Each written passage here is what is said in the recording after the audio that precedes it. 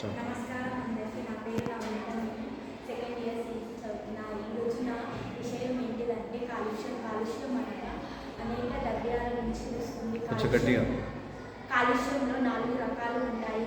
మొదటి నీటి కాలుష్యం. నీటిలో మనం వేసే చెత్త వలన మనం తాగేటప్పుడు దాన్ని తీసుకోవడం వలన మన అనారోగ్యం పాడైపోతుంది.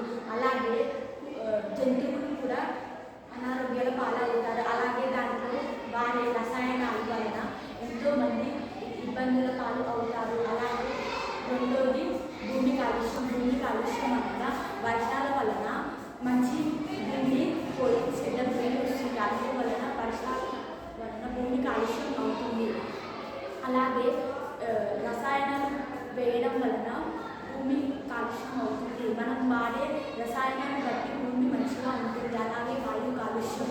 వాయు కాలుష్యం అనగా మనం బండి నుంచి వచ్చే ప్రతి ఒక్క గాలి వలన మనం పీల్చేటప్పుడు మన అనారోగ్యాలు పాలవుతాయి. అలాగే ఇండస్ట్రీస్ నుంచి వచ్చే రసాయనాల కెమికల్స్ వలన మనం పీల్చే